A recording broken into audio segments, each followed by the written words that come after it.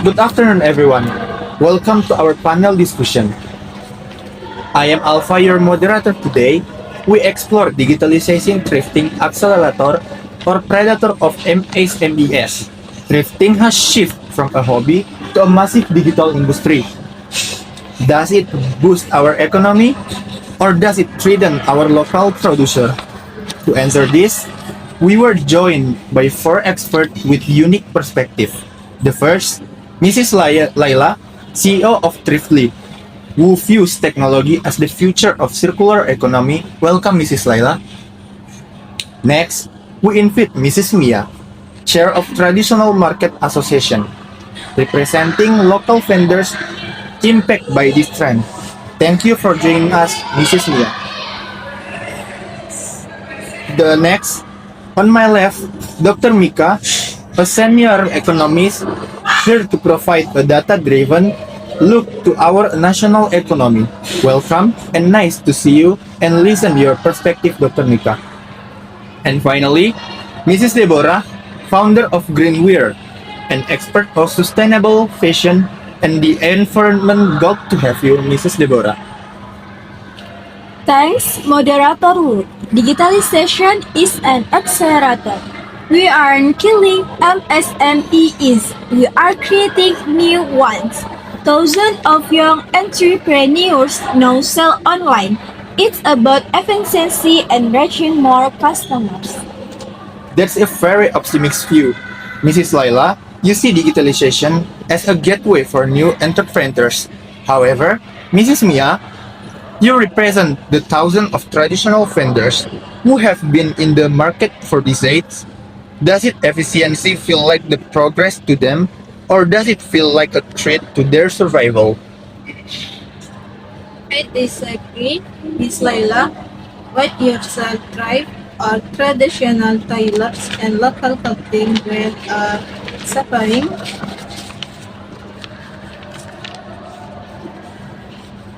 Wouldn't you local made shirt for rupiah 100,000 you can get a branded stripes shirt for rupiah 30,000 online.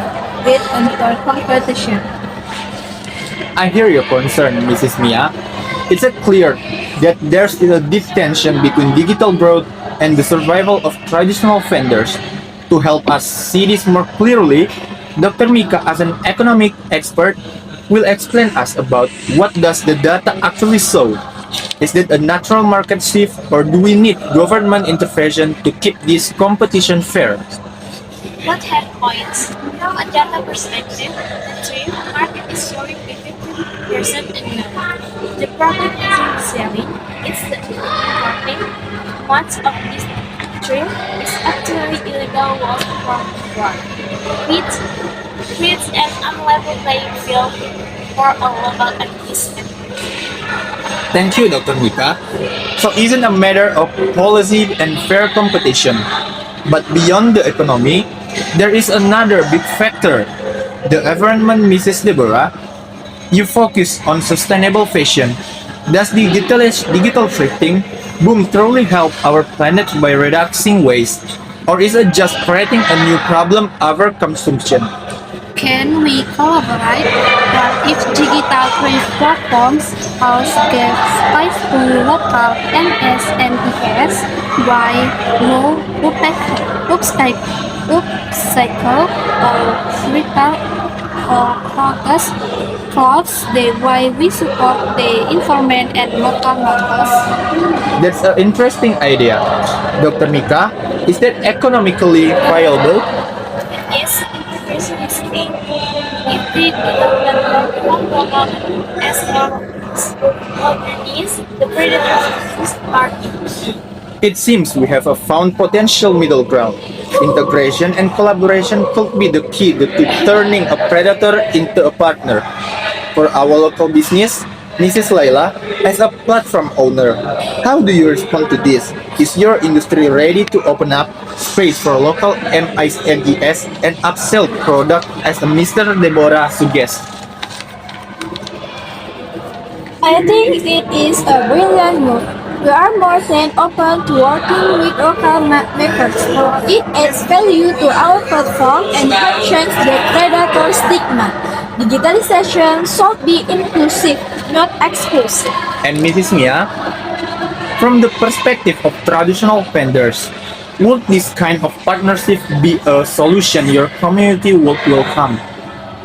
If it provides a real opportunity for all toilets and local brands to wait with customers not being crushed by illegal import, then yes, we are willing to collaborate. We just need a playing field the doctor can. It seems we have found a potential middle ground through collaboration.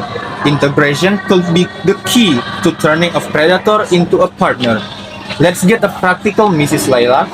As a platform leader, how would Thriftly actually help a traditional tailor from Mrs. Mia Association? Is your platform ready to give them a special local hero space? Absolutely. We can create a dedicated category for local obsolete fashion. This gives traditional MSMEs the digital tools they need to reach a younger audience without losing their identity. That sounds promising. Mrs. Mia, if digital platforms other this space, are the traditional vendors ready to adapt to digital world? Or this price gap still the biggest problem? The price gap is still a major issue because of the illegal import. However, in we can sell a unique, prepared, as upcycled design to a popular app. It gives us a fighting chance to compete on quality, not just price. So, the technology is ready to the vendors are willing. Dr. Mika, this brings us back to you. Even with collaboration, can this ecosystem survive if the government doesn't stop the illegal waste you mentioned earlier? Policy is the condition, collaboration is great, but the government must enforce strict borders. We need a system where thrift is sustainable, local circulation, not global waste dumping. Only then will the market be truly free. And Mrs. Deborah, as the final word on this session, how do we make sure consumers choose the local partners over cheap low-quality imports? Education, we must show consumers that buying local upcycle clothes is better for the planet than buying cheap price. Sustainability is about quality and community, not just a low price tag. Thank you to all our experts. Today, we have seen the digitalization of thrifting doesn't have to be a threat. If with strong regulation from the government, inclusive technology from platform, and a spirit upcycling from our local makers, we build an economy that is both fast and fair.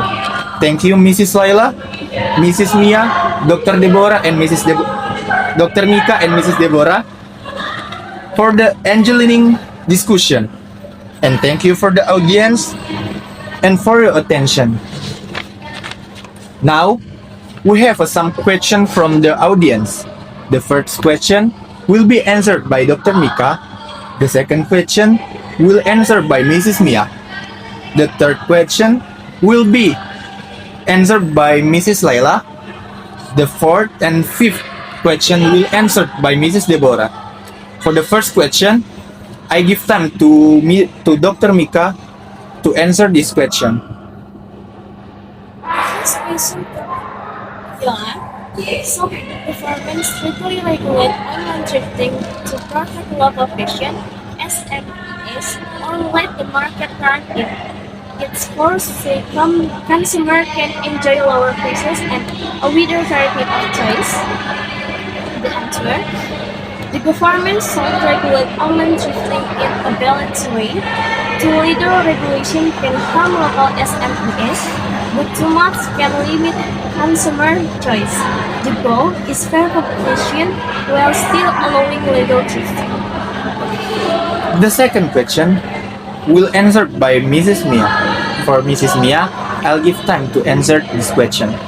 The question was about the digitalization of thrifting serves more as an economic accelerator by creating new jobs and expanding the market. Our best equality versus trade to traditional local fashion business. Digital thrifting has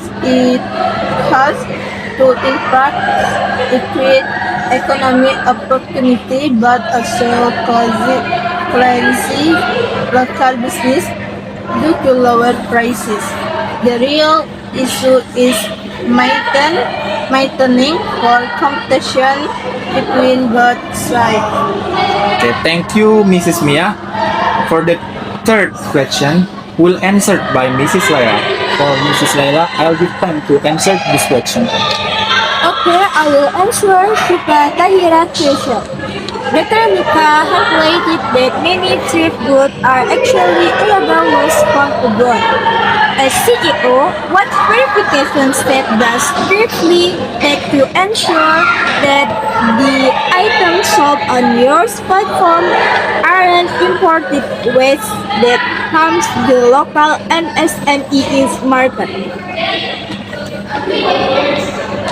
We ensure all items are legal by records of product origin, conducting random checks, and following government import regulation while prioritizing local MSMEs product.